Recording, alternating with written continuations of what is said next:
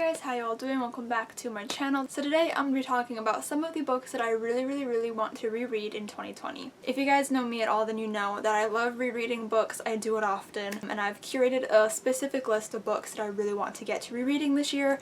Either ones that I haven't reread before or haven't reread in a long time, or I have specific reasons why I want to reread them. So let's just get into the list. The first book on this list is P.S. I Still Love You by Jenny Han. This is the sequel to All the Boys I've Loved Before, and the movie of this comes out very soon. And I have not reread this book since 2018, I think.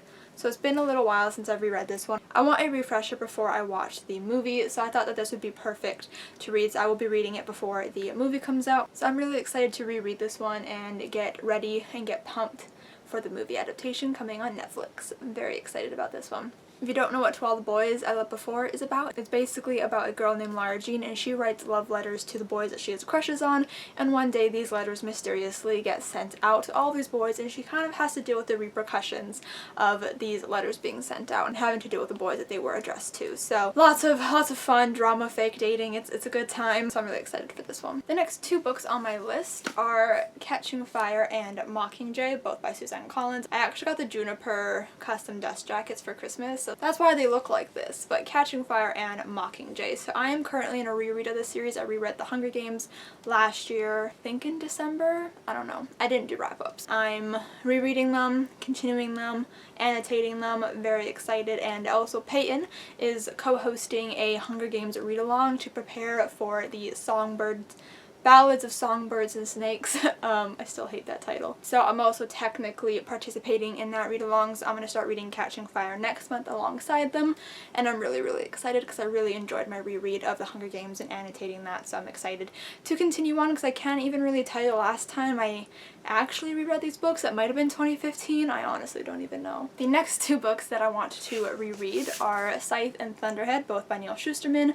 So I want to reread these, one because I just love these books. I really want to refresh my memory, but also because The Toll by Neil Shusterman, the third and final book in the Arc of a Scythe series, came out last year, and I haven't read it yet, and I feel like part of the reason why is because I never reread these ones, and these books are jam-packed full of information and plot twists and characters, and I just know that to get the full extent and the full impact of The Toll, I'm going to need to reread these ones and refresh my memory on everything that happens in this world and in these books, because honestly, I don't even know most of these characters at this point.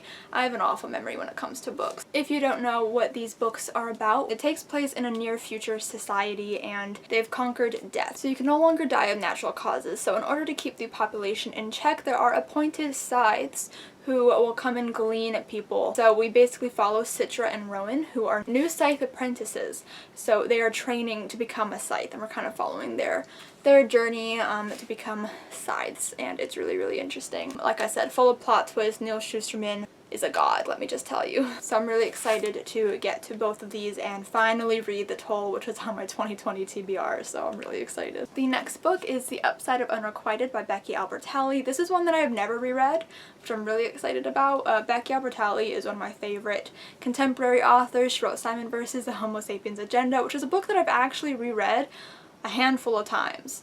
So why haven't I reread this one? I don't know, because I actually read this one before Simon vs. the Homo Sapiens Agenda. I read this one, and then because I loved this one so much, I read Simon vs. So it only seems fair that this one should also get a reread. I don't really remember what this book is about, like specifically. I remember our main character Molly has a lot of unrequited love. She has crushes on people a lot, but she never actually dates anybody. I think her sister ends up getting a girlfriend who has a friend who she kind of ends up having like a little bit of a thing with, but she also has a new coworker when she starts a new job that she also starts to like, so I think it's about that. I can't fully remember, but I remember just completely swooning over this book and loving it, and I'm really excited to get back to it and to reread it because it is one that I just remember loving and obsessing over so much. So I hope that I can get to this one really soon. And the last book on this list of books to reread in 2020 is History Is All You Left Me by Adol Silveira, another favorite contemporary book and author of mine. I read this back in 2017. I actually have a vlog up for it. It's called As I Read for History Is All You Left Me, where I read the book and filmed a spoilery reaction vlog as I was reading it, hence the title As I Read. And I love this book. This is my first Adam Silvera book, my first introduction to him and his writing, to kind of see what all the hype was about, and I loved it. There are a lot of tabs in it. It was a really emotional ride. A lot of things happen in it. This book follows Griffin, whose ex-boyfriend Theo has just recently passed away, and so at his funeral he ends up meeting Theo's current boyfriend, Jackson. They end up becoming unlikely friends of sorts as they try to both come to terms with their grief, because they're both the only people that know what the other one is going through. They're the only ones who know what it feels like to be in love with Theo, and so they kind of bond over that and try to help each other heal and grieve a little bit. And it's a really emotional story, like I said, and it's one of my favorites, and I really love sad, gritty, hard-hitting contemporaries, and this is definitely one of my favorites of those, and so I'm really excited to get back to it and to re-experience the pain that Adam Silvera always delivers.